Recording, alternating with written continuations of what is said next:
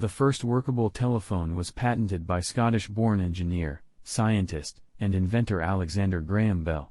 In 1885, he also participated in founding the American Telephone and Telegraph Company.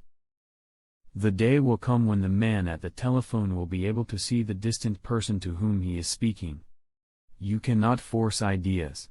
Successful ideas are the result of slow growth. Leave the beaten track behind occasionally and dive into the woods. Every time you do, you will be certain to find something you have never seen before. Before anything else, preparation is the key to success. The most successful men in the end are those whose success is the result of steady accretion. When one door closes, another opens, but we often look so long and so regretfully upon the closed door that we do not see the one which has opened for. The only difference between success and failure is the ability to take action. A man's own judgment should be the final appeal in all that relates to himself. The achievement of one goal should be the starting point of another. Concentrate all your thoughts upon the work in hand. The sun's rays do not burn until brought to a focus.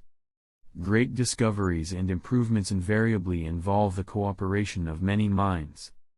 Neither the Army nor the Navy is of any protection, or dumbness comes from the fact that a child is born deaf and that it consequently never learns how to articulate, for it is by the medium of hearing that such instruction is acquired. Perseverance must have some practical end, or it does not avail. Be not the first by whom the new are tried, nor yet the last to lay the old aside. The nation that secures control of the air will ultimately control the world. Educate the masses, elevate their standard of intelligence, and you will certainly The final result of our researches has widened the class of substances sensitive to light vibrations until we can propound the fact of such sensitiveness being a general property of all matter. A person without a practical end in view becomes a CR. The achievement of one goal should be the starting point of another. Of course it will be a little thing, but do not ignore it. One discovery will lead to another, and before you know it, you will have something worth thinking about to occupy your. I had made up my mind to find that for which I was searching, even if it required the remainder of my life. Observe, remember, compare. I do not recognize the right of the public to break in the front door of a man's private life in order to satisfy the gaze of the curious. I do not think it right to dissect living men even for the advancement of science.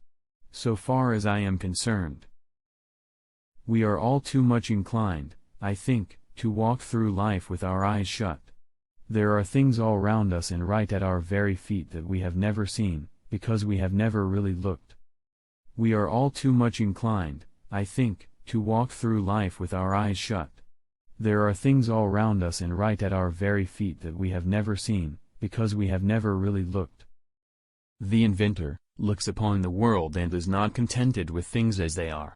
He wants to improve whatever he sees, he wants to benefit the world, he is haunted by an idea. The final result of our researches has widened the class of substances sensitive to light vibrations, until we can propound the fact of such sensitiveness being a general property of all matter.